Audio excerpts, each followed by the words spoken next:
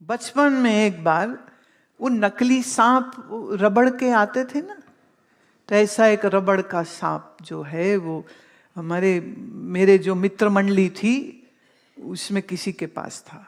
शाम में उतनी अच्छी लाइटिंग गली में नहीं थी, गली में ही बच्चे सब खेल रहे थे। वो सांप उन्हें चुपके से ऐसे जेब से निकाला और ऐसे फेंका। जिस पे फेंका वो बच्चे तो ओ चीखे, सांप मर गए मर गए मर गए मर गए। वो इतनी जोर से भागे, गिर गए, घुटना टूट गया, सिर से खून आ गया। बाकी सारे बच्चे हंस रहे जिन्हें पता था कि वो नकली है।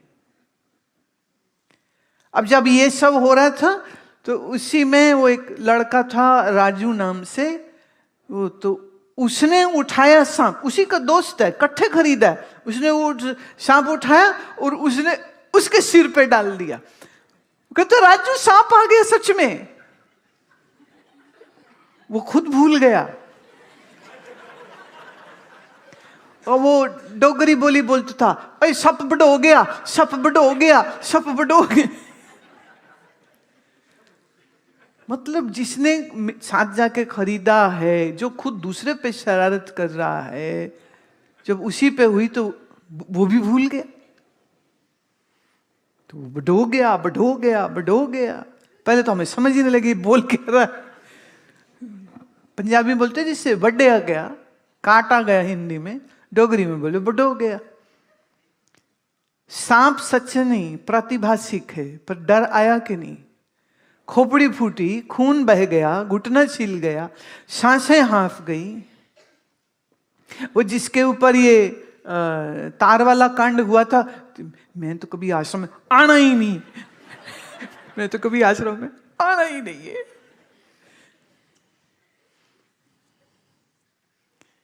फिर हमारे आश्रम वाले ना बहुत सीधे साधे, मत समझना।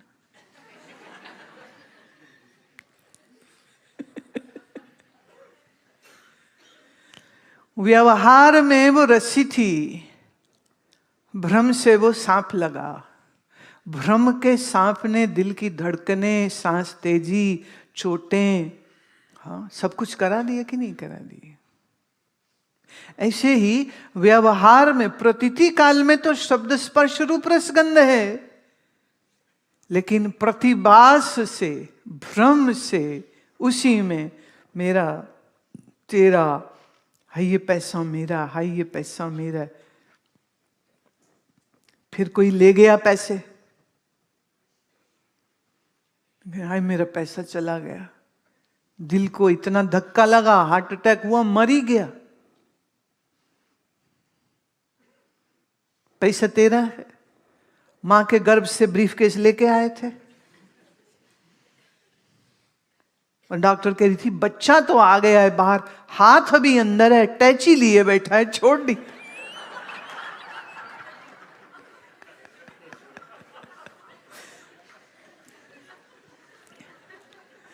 अमीर से अमीर आदमी का बच्चा जब पैदा होता है तो सिर्फ अपना हाथ पैर खाली ही लेके आता है, कुछ सामान नहीं ला रहा है साथ में।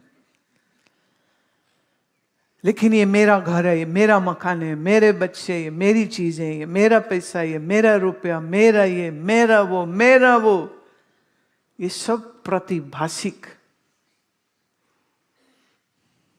अच्छा, जब तक ये नोट जो डिमोनेटाइजेशन हुआ, पुराना नोट अभी चलेगा?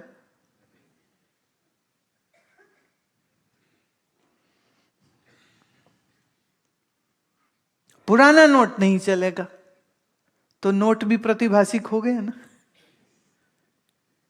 तो व्यवहार और प्रतिभास दो चीजें। शब्द स्पर्श रूप रसगंध ये स्थूल जगत व्यावहारिक है।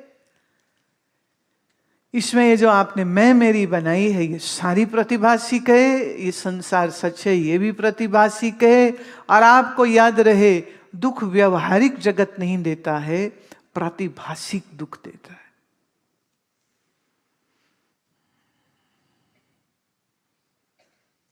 अभी बिना समझे बुकारी शिवोहम शिवोहम कोई बोले, शिवोहम शिवोहम शिवा केवलोहम शिवोहम शिवोहम, अरे कुछ दर्द सी हो रही है।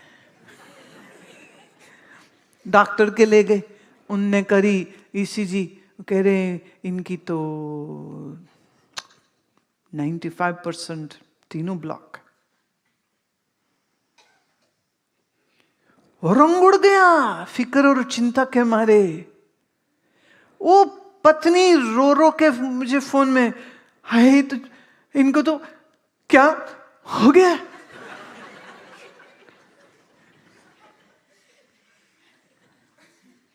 मां अभी तो तू शिवोम कर रही थी।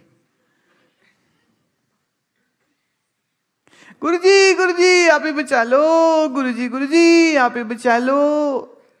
चलो व्हाटएवर, उनका जो भी हुआ सो हुआ। फिर रिपोर्ट आई, सब ठीक हो गया। फिर आए मिलने दोनों, फल का इतना बड़ा टोकरा लेके, गुरुजी आपने बचा लिया। मैं कहा बेटे हर बार नहीं बचोगे।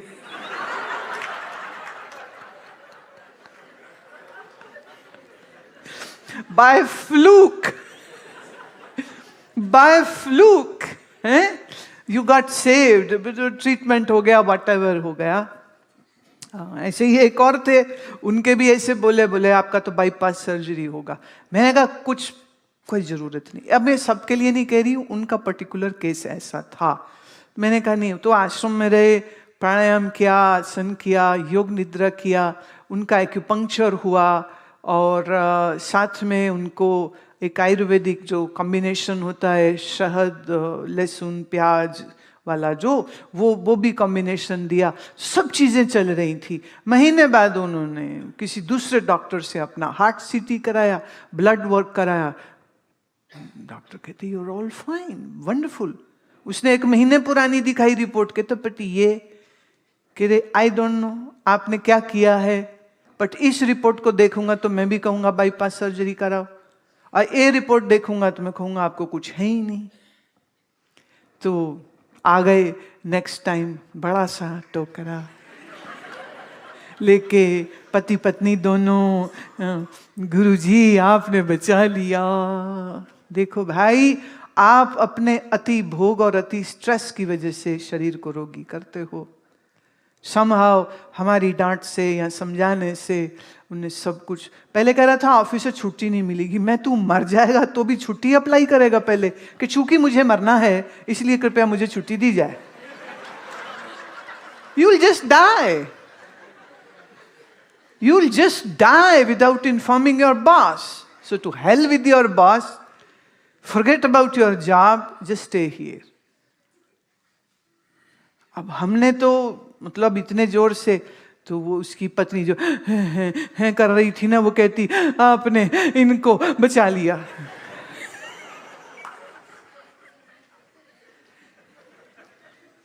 अब इसमें मैंने कुछ नहीं किया, I just gave the guidance. सबसे बड़ी बात पता क्या है, मन में जब भी है, हमारा मन बड़ा अजब है महाराज।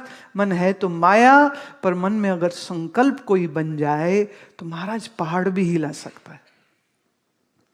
जैसे ये कहा कुछ नहीं होता, तुम ये करो, मन में क्या विचार बना, मुझे गुरु ने कह दिया कुछ नहीं होगा। गुरु के कहने पर विश्वास आया, मन ने बल बनाया। जहां मन ने बल बनाया, आपके शरीर की पूरी केमिस्ट्री चेंज हो जाती। That is the power of your firm resolve. ये जो संकल्प है, इसमें बहुत बड़ा बल होता है।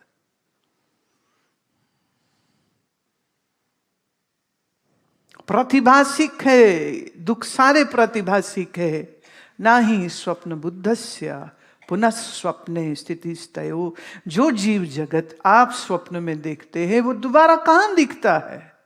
और ये जगत में भी, जागृत में भी, आपका शरीर वो नहीं, ये मकान वो नहीं, वो चीजें वो नहीं।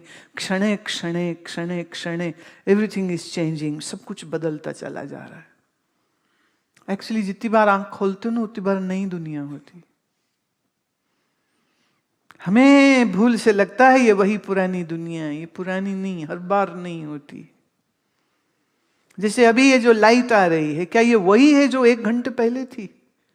बिजली का मीटर बताएगा every minute a unit of electricity was used, consumed. उसी से तो बिल बनता है। पर एक यूनिफॉर्मिटी में चूंकि लाइट आ रही है तो उसकी वेरिएबल चेंजेस जो हैं वो दिखाई नहीं पड़ती हैं।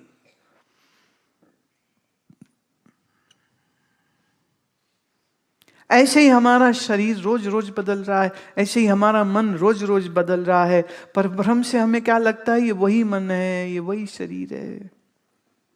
प्रातिभासिक। इस दुनिया को जो देख रहे हो वो दुनिया, और जिस मन से देख रहे हो वो मन, ये दोनों ही प्रातिभासिक है।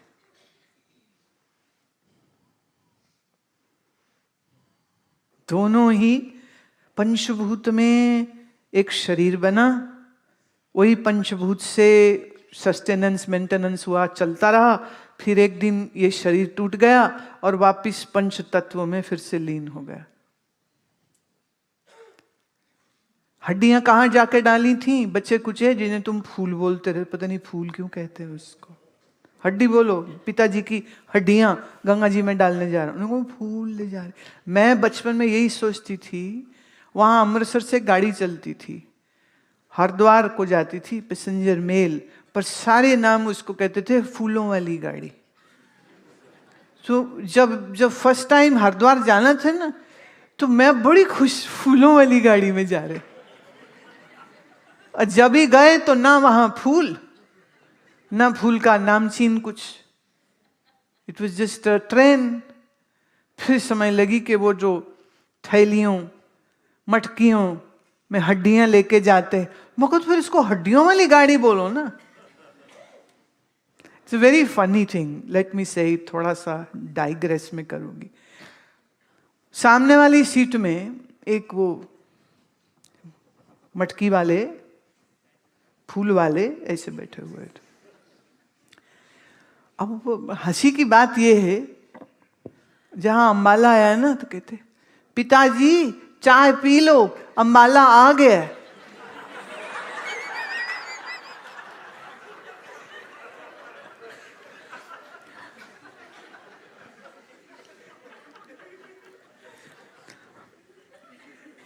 पिताजी सहारनपुर आ गया है, ये रस खा लो। मैंने पूछा, मैंने कभी ये चक्कर क्या है भाई, ये क्या पागलपंथी चल रही है? वो कहते नहीं जी, जब तक गंगा में परवाह नहीं दिया पिताजी यही है। तो उनकी सेवा चाकरी करते हुए, उनकी आखिरी यात्रा इसी सेवा चाकरी करते हुए जा। तो मैं, हाँ पिताजी अगर आकर खाएं तो समझ भी लगे, बता ऐसी बोल बोल करके। वो कहते नहीं, हमने तो इनकी रेलवे टिकट भी ली। वो WT नहीं चलते थे कभी भी, पाप लगेगा।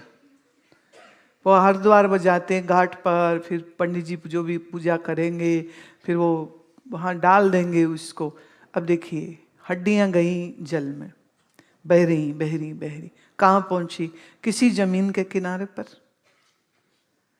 हरिद्वार से लेके गंगा सागर तक किसी भी जगह में वो हड्डियों का जो चूरा है वो रुक जाएगा। कहां गया? जमीन में। वहां फसलें होती हैं, वही हड्डियां किसी फसल में कहीं गन्ना बन के, कहीं गेहूं बन के, कहीं दाल बन के खिल जाएगा। फिर वही अन्न कोई मनुष्य खाएगा, और फिर उस मनुष्य के शरीर में बने वीर्य से फिर एक और संतान हो जाएगी। कहां का कहां पहुंचेगा, कहां जन्मेगा। अब मन जो है, जहां जहां आसक्ति है, जहां जहां जुड़ा है, वहीं पे जन्म होगा।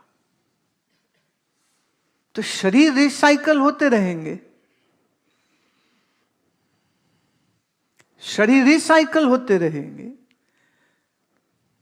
और जीव, उसका जो मन है, जहां जहां उसकी आसक्ति है, वासना है, वहीं वहीं पर वो जन्म लेगा।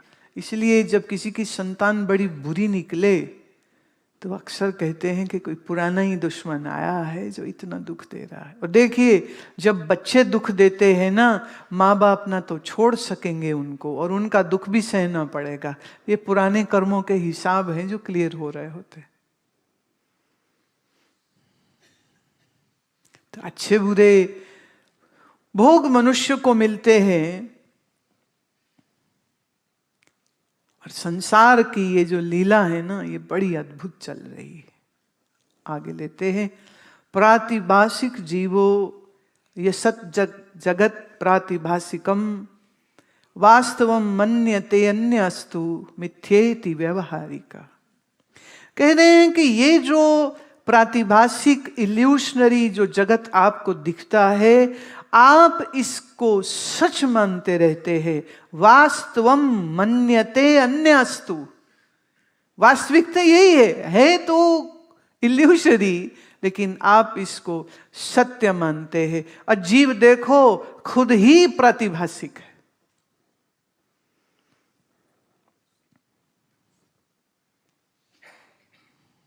माया से सब, तो उसी माया से अंतःकरण है। माया मतलब क्या? जो हो नहीं और प्रतीत हो। उसी मसाले से ये तुम्हारा मन बना है, जो है नहीं पर प्रतीत हो। तो जीव प्रतिभाषिक, जगत प्रतिभाषिक। जीव खुद को भी सत्य मानता है, जगत को भी सत्य मानता है, व्यवहार कर रहा है, ऐसा वो मानता है। मन्यते, ऐसा वो मानता है। लेकिन सत्य क्या है ये वो जानता नहीं। तो काल्पनिक जीव काल्पनिक संसार को सत्य मान के इसमें रमा रहता है। अब क्या करें भाई? ऐसे में क्या करने की आवश्यकता है? अगला श्लोक, व्यावहारिक जीवो यसत जगत व्यवहारिकम सत्यम प्रत्येति मिथ्येति मन्यते पारमार्थिकः। जिस दिन ये जीव अपने पारमार्थिक स्वरूप को, प्रातिभाषिक नहीं, पारमार्थिक, परम अर्थ, परम मतलब ग्रेट, अर्थ मतलब मीनिंग, अपने आप को अपने महान स्वरूप में देख लेगा। देखो ये शरीर क्या है? व्यवहारिक। मन आदि क्या है? प्रातिभाषिक। जीव भी क्या है? प्रातिभाषिक। परात्मा क्या है? पारमार्थिक। जब ये जीव अपने ही पारमार्थिक स्वरूप को जानता है कि ये कोई और नहीं, ये तो ब्रह्म ही है, फिर उसके बाद वो बाहर जो भी कुछ देखता है वो अपने आप से जुदा कुछ लगता ही नहीं। देखो अभी एक माँ है ना, तो उसको बच्चा अपना आप लगता है, तो बच्चे की तकलीफ को वो अपनी तकलीफ मानती, हाँ, बच्चे की खुशी को वो अपनी खुशी मानती। अब इसको उल्टा कर लीजिए ऐसे कि परम ज्ञानी कौन है? जो अपने आप को परमात्मा स्वरूप देखता है और सारा जगत भी उसका अपना ही रूप देखता है।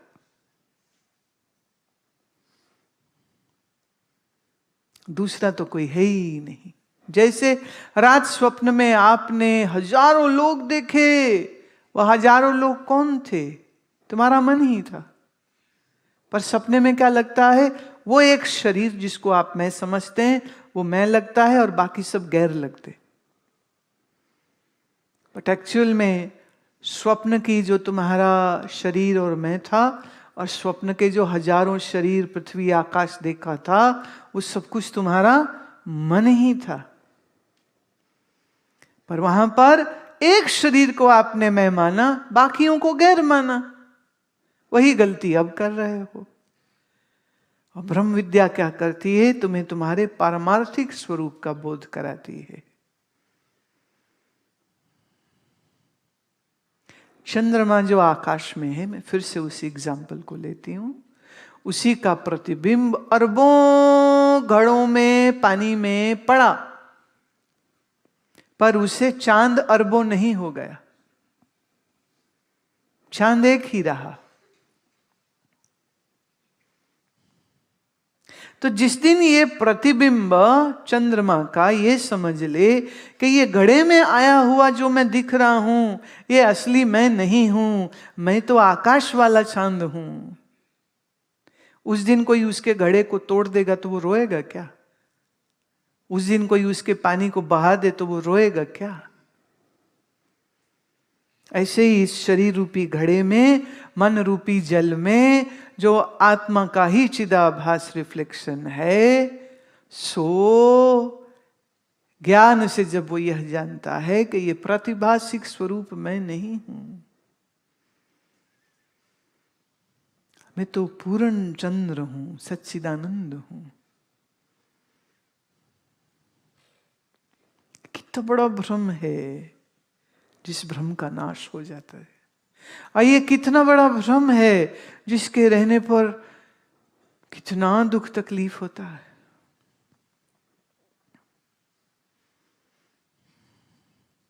कोई इंसान ऐसा नहीं है जो ये कहे कि नींद में उसके सारे दुख उसके साथ जाते हैं। हाँ, दुख की वजह से हो सकते हैं नींद आए नहीं, पर जब नींद आ जाए तो एक तुमको फिर पुरानी घटना सुनाती हूँ। ये शरीर जहाँ रहता था वहाँ पड़ोस में एक वृद्ध महिला की मृत्यु हुई। उसकी 3 बेटियां थीं, एक पुत्र था। तीनों बेटियां बारी बारी, कोई जलंधर में थी, कोई कहाँ थी। जैसे पता चला ना, ट्रंक कॉल हुआ, फिर वो आई, तो जो आए ना तो रोती रोती रोती, हाय अम्मी छट गई, ऑल दैट डायलॉग बाजी चलता था उनका। मैं शरीर से तो बहुत छोटी थी तो बड़ा अजीब लग रहा था, भी हो क्या रहा है। अंदर जाके देखूं तो वो जो बीजी हैं, हम उन्हें बीजी बुलाते थे, वो जमीन में पड़े, उन पर रजाई उड़ा रखी है, वो हिल डुल नहीं रही। पहले तो यही समझने लगे कि ये जमीन में क्यों रखा हो, इतनी ठंड है, इनको जमीन में क्यों लटाए। तो मैं पूछूंगा इनको जमीन में क्यों लटाए, बोले तो मर गई हैं। तुम्हें मर गई तो ठंड नहीं लगती इनको, बोले नहीं। बच्चे को नहीं समझ, और बच्चों को क्या निकाल देते हैं, चलो भागो, जाओ यहाँ से, जाओ यहाँ से। अच्छा, थोड़ी देर में मैं फिर अंदर चली गई, क्योंकि वो बिजी पड़ी हैं सारी, उसकी बेटियां, रिश्तेदार साथ। वो तो एक जो उनकी थी, जो मेरा ख्याल मिडिल वाली लड़की, वो ऐसे ना रोते रोते रोते उसको दौरा पड़ जाए। पंजाबी में दंदल बोलते हैं, अंग्रेजी में पता नहीं क्या बोलते, तो उसमें उसके ना it's like fits happening to her. तो उसके दांत ऐसे ऐसे ऐसे ऐसे किटकिटाए। वो तो मैं देखो, उन्होंने चम्मच लाओ, फटाफट चम्मच ला कर उसके ना ऐसे दांतों में रख दिया। तो वो यूं जो कर रहे, तो उसमें जीभ कट सकती, होंठ कट सकता है, तो वो चम्मच, मेरे लिए तो मैं क्या ड्रामा है ये, मतलब ये चम्मच डाल रहे इसके मुंह में, कोई सब्जी नहीं, कोई फल नहीं, कोई फूल नहीं, मतलब ये खाली चमचे के मुंह में डाल रहे हैं, वो चम्मच डाल दे। अब वो रोते रोते बेहोश पड़ी, माँ सामने है, वो बेहोश पड़ी, अब तो रो ही नहीं रही। फिर थोड़ी देर में उसे होश आई, हाय मेरी मम्मी, फिर शुरू हो जाए। तो दिस वेंट ऑन अंटिल उसका शरीर को वो बाहर फटाया, उस पर बांधा, वो ले गए, तो वो रोते रोते, तो वो पूरे टाइम यही चल रहा था। वो रोते रोते वो बेहोश हो जाए, वो चम्मच मुंह में डाल दें, और मुंह में चम्मच पड़ा, वो पड़ी है। फिर होश आए, फिर रोए, फिर चम्मच गिर जाए उसका, फिर बेहोश हो, फिर चम्मच मुंह में डाल दे। अब बेहोश होने का मतलब, जब दुख सहन के बाहर हो जाए तो प्रकृति ऑटो कट कर देती। Brain can not sustain that much pain, so the brain shuts of. पर जहां होश आए, मेरी मां मर गई, वो फिर रोने लग जाए। बेहोशी में, गहरी नींद में संसार का कोई दुख पहुंच नहीं सकता। ऐसे जिसने अपने आत्म स्वरूप का पूर्ण निश्चय किया, फिर उस तक कोई दुख पहुंच नहीं सकता। अब वो बियॉन्ड हो गया उससे।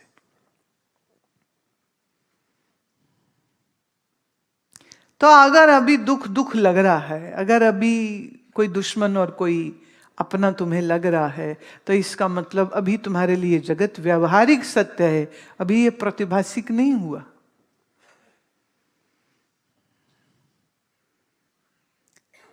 पारमार्थिक क्या है कि सब ब्रह्म है। एक ने कहा अपना आप ब्रह्म है, फिर भी थोड़ा समझ लगता है, सारे ब्रह्म है ये समझ नहीं लगता। बट एक्चुअल में क्या है, आप अपने आप को कह रहे हैं कि ब्रह्म लग रहा है। अगर सच में ये बात क्लियर हो जाए तो कैसे क्लियर होगी? अपने नाम रूप का बाध करके सब ब्रह्म है, अपना आप ब्रह्म है, या अपने आप को शरीर मानते हुए में सब अपना आप ब्रह्म लगेगा? अगर शरीर मान रहे हैं तो अपना आप ब्रह्म नहीं है, लग ही नहीं सकता। ये शरीर में नहीं हूं, मन बुद्धि में नहीं हूं, ये आभास में नहीं हूं, ये निश्चय होने पर ही कहोगे ना मैं आत्मा, अब मेरा निश्चय हुआ। जैसे अपने नाम रूप का बाध किया, माने हटाया, ऐसे ही सर्व जगत का नाम रूप का बाध करके ही तो सब ब्रह्म है।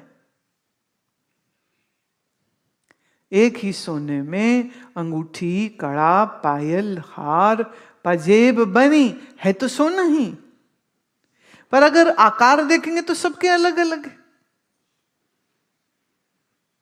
अब कोई बोले ये चूड़ी तो सोना लगती है पर ये पाजेब सोना नहीं लगता।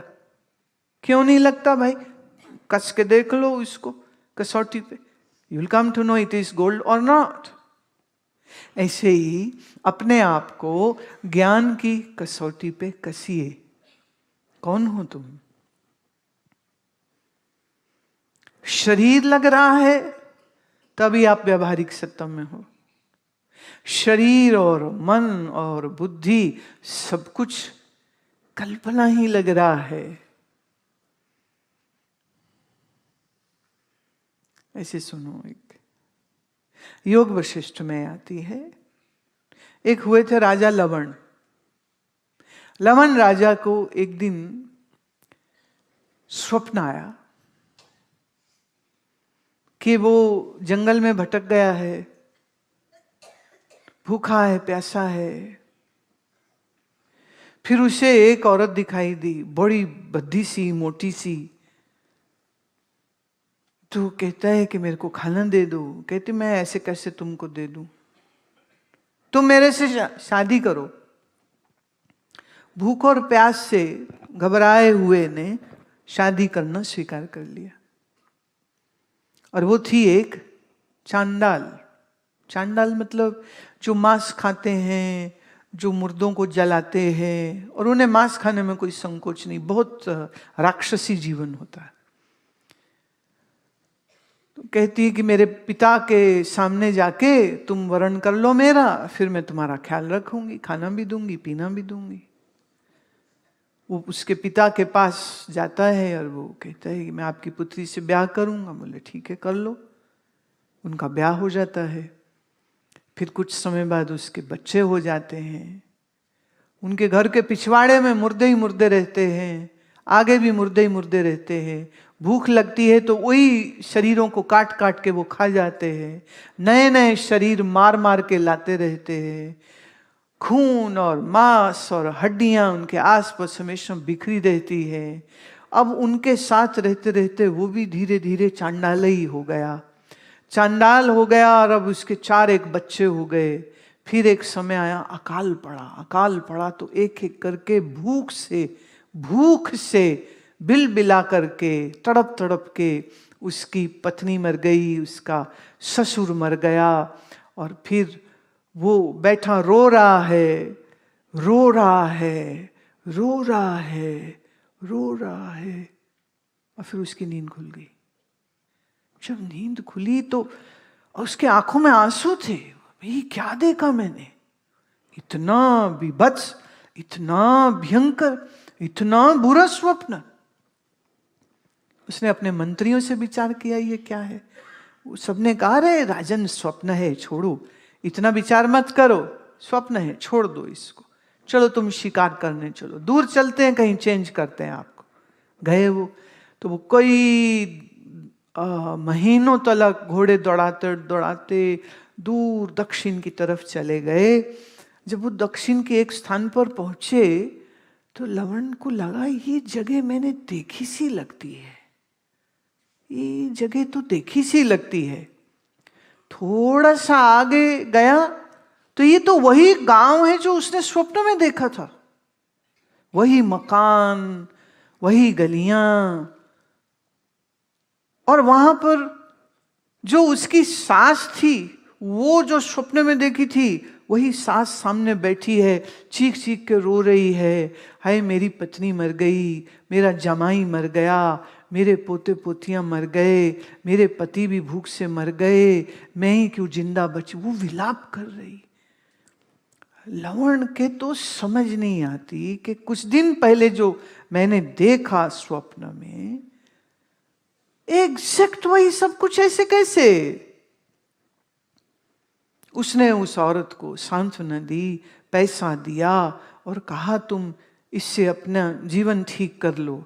पर लवण का तो दिमाग चकरा गया, जो स्वप्न में देखा एग्जैक्ट वही। और हैरत तो इस बात की हुई कि जब उस रोती हुई औरत ने कहा कि अरे जमाता तू तो मर गया था, तू वापस जिंदा कैसे हो गया। माने वो भी पहचान रही है और ये भी उसको पहचान रहा है। और कुछ दिन पहले तो उसने स्वप्न में देखा, और उसी को चेंज करने के लिए तो वो इतने दूर चल के आया था। तो बड़ी भयंकर मन में संशय की आंधी चली कि ये हुआ क्या है और ये हो क्या रहा है। मैंने तो स्वप्न देखा था। तो स्वप्न में और व्यावहारिक जगत में कहां फर्क है।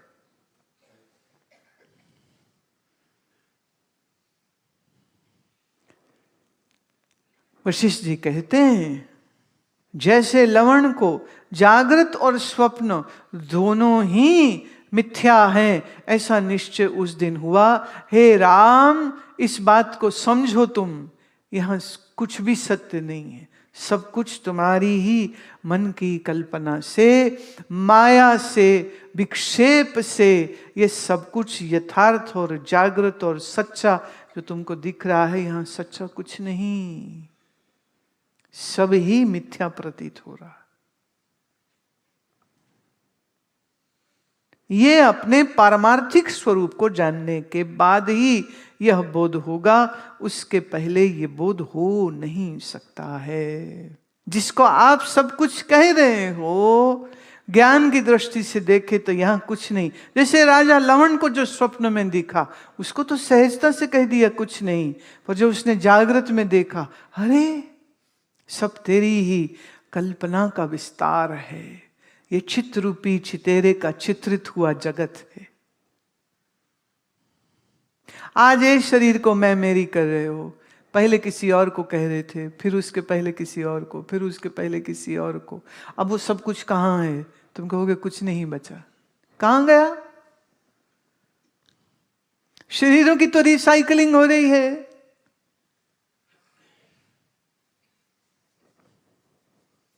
इसलिए आयुर्वेद में कहते हैं जिस मिट्टी से शरीर जन्मा हो, उस मिट्टी में उगी हुई जड़ और औषधि आपको ज्यादा लाभ देगी।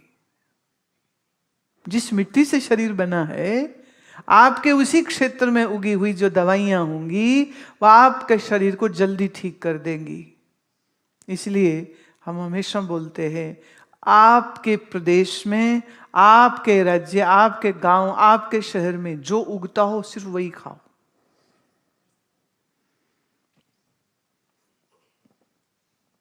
अच्छी अकल की बात तो यही होगी। यही तो रिसाइकल होगा ना ये शरीर आपका। बिश्नोई समाज में, राजस्थान में ये समाज है, बिश्नोई समाज अपने जो कोई मर जाए तो उसको जमीन में गाड़ के उसके ऊपर पौधा लगा देते। जापान में भी बहुत सारे ज़ेन मास्टर्स जो हैं, जो उनके शिष्य हैं, जब कोई मर जाए, उनके दादा घर में कोई भी बड़ा छोटा जो भी मरे, तो क्या करते हैं, उसका शरीर जो है जमीन में गाड़ा, उसके ऊपर पौधा लगा देते हैं। अब आपको पता है हमारी जो ये हड्डियां हैं, इसमें प्योर कैल्शियम है। तो शरीर में जो भी कैल्शियम पोटेशियम है वो उसी मिट्टी में, वही मिट्टी से गया वो उस सेब में, और वो सेब का पेड़ इतना बड़ा हो गया है। तो एक पोता कहे, दादा कितने लाल लाल हो गए हैं।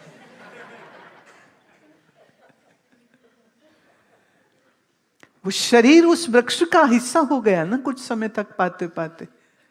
बहुत सा नमक डाल देते हैं साथ में कि शरीर का जो भी जो खंडित होना है वो खंडित जल्दी जल्दी हो जाए। वो जल्दी जल्दी खंडित वो वृक्ष में हो गया। अब सोचिए जितने मरे उतने का मतलब पेड़ ही पेड़ लग गए, कितने पेड़ हो गए ऐसे। तो पेड़ बन के दादा हवा दे रहे हैं, दादा फल दे रहे हैं। शरीर तो रिसाइकल हो रहा है। जिसे तुम शरीर, जिस शरीर को मैं मान के आप मैं मान रहे हो, वो शरीर तो तुम हो नहीं। जिस मन को मन मैं मान के मन बन के तुम कहते हो ये मैं हूं, वो मन तुम हो नहीं, वो बुद्धि तुम हो नहीं, ज्ञान इंद्रियां वो तुम हो नहीं। आप तो कौन हो भाई? आप तो वाह वाह। श्री कृष्ण कहते हैं ना, इदम शरीरम कौन्तेय, इदम शरीरम कौन्तेय क्षेत्रमित अभिधीयते, क्षेत्रम चापि मां विद्धि सर्व क्षेत्रेषु भारत। सभी अंतःकरणों में साक्षी रूप से मैं ही हूं। तो आप जिसको मैं कह रहे हो, क्या ये कृष्ण वाली मैं है, या कृष्ण से जुदा करके कोई मैं अलग तुमने बना ली? अब तुमने जो अलग बना के रखी है वो मैं प्रतिभाषिक है। सर्व क्षेत्रेषु भारत, भगवद गीता 13वां अध्याय। इस अंतःकरण रूपी क्षेत्र में चैतन्य कौन? कृष्ण ही।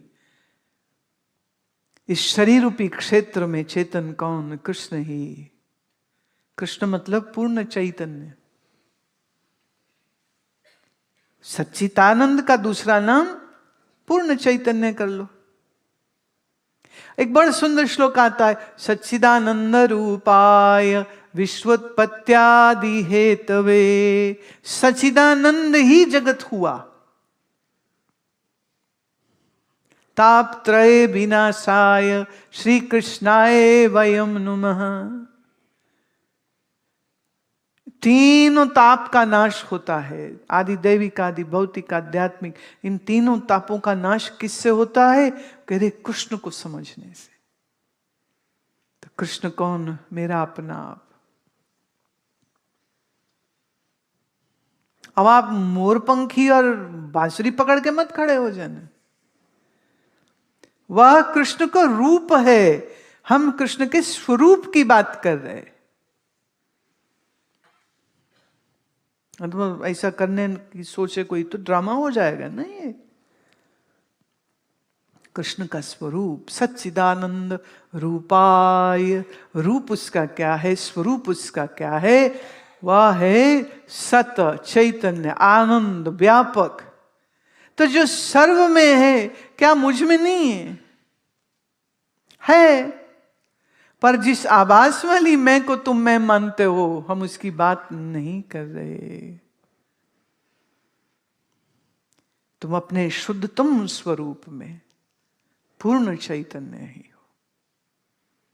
ये वेदांत का डिम डिम घोष। मैं फिर से कह दूं, ये जो तुमको ज्ञान इस वेदांत से आपको प्राप्त हो रहा है, ये आपको कहीं और प्राप्त नहीं हो सकता है। ये हमारे ऋषियों और महर्षियों की देन है। ये हमारे ऋषि वाल्मीकि, ऋषि वशिष्ठ, ऋषि अत्रि, ऋषि गर्गाचार्य, इन महापुरुषों की देन, ऋषि उद्दालक, इनकी देन है। ये वेद का अंतिम भाग है, ये श्रेष्ठतम भाग है। आप वेद के उस ज्ञान को इस समय ले रहे हो। और याद रहे, पूज्य स्वामी अखंडानंद जी महाराज ये बात कहते थे कि दुनिया में अगर कोई आत्मज्ञान की इच्छा करेगा तो उसे वेदांत की शरण में आना ही पड़ेगा। बिना वेदांत के स्वरूप का बोध नहीं हो सकता। जब आप जीव बन के रहोगे, शरीर बन के रहोगे, तो फिर ईश्वर अलग। जब ये शरीर तुम मैं समझोगे तो ईश्वर अलग। जब मन अपने आप को मैं समझोगे तो ईश्वर अलग है। जब जीव खुद को समझोगे तो जीव और ईश्वर का तो निश्चित रूप से भेद है। और जीव और ईश्वर के मध्य में प्यार प्रेम को ही तो भक्ति कहते हैं। ये जो अभी आप सुन रहे थे, शाम प्यारे दूर जाया न करो, जीव कह रहा है शाम दूर मत जाओ मेरे से, और दिन रात तो मुझे बांसुरी बजा। बस पॉसिबल नहीं है। दिन रात को बांसुरी बजाएगा तो तुम बोर हो जाओगे, तुम गुस्सा खा जाओगे। पर ये कौन सी बांसुरी है? ये ज्ञान निश्चय की बांसुरी।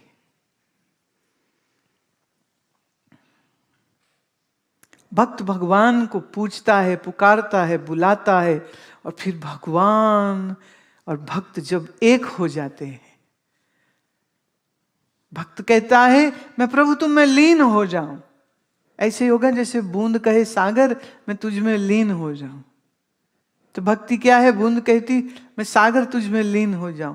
ज्ञान क्या है? बूंद कहती है मैं जान जाऊं कि सागर में ही हूं। तो फिर कौन किस में लीन होगा?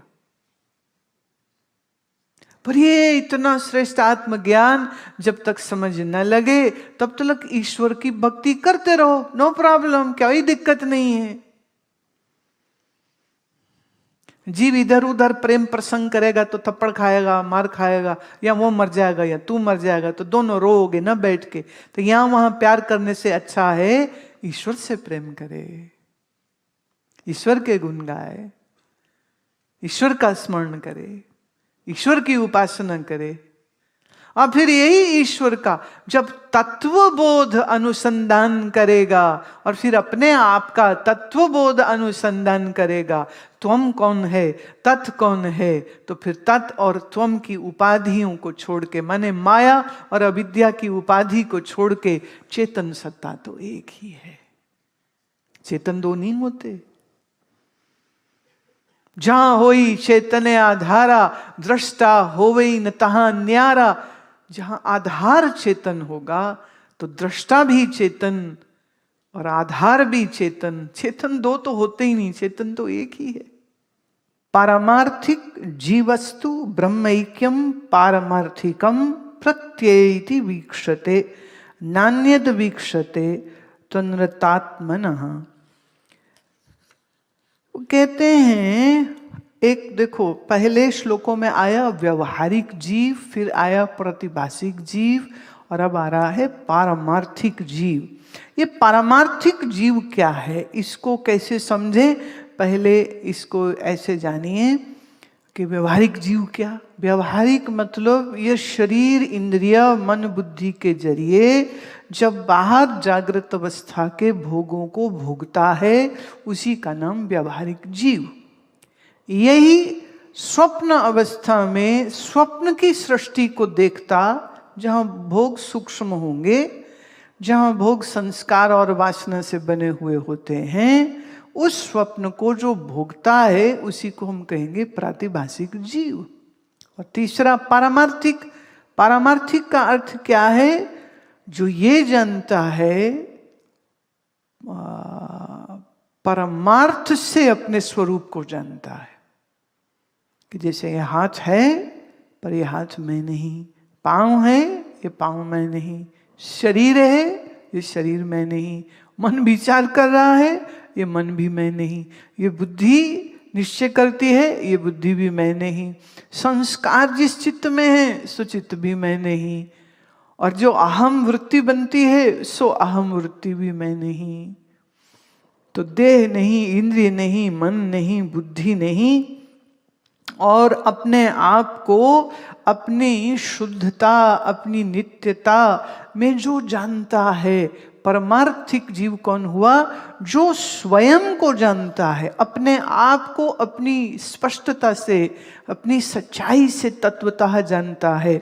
ऐसे के लिए ब्रह्म ऐक्यम, और वो ब्रह्म से अपना ऐक्य, माने मैं ब्रह्म से भिन्न नहीं, तो कहो अहम ब्रह्मास्मि, मैं ही ब्रह्म हूँ, अयम आत्मा ब्रह्म, मैं ही ब्रह्म हूँ, तत्वमसि, व तत्व स्वरूप मैं ही हूँ, प्रज्ञानम ब्रह्म, प्रज्ञान स्वरूप ब्रह्म मैं ही हूँ।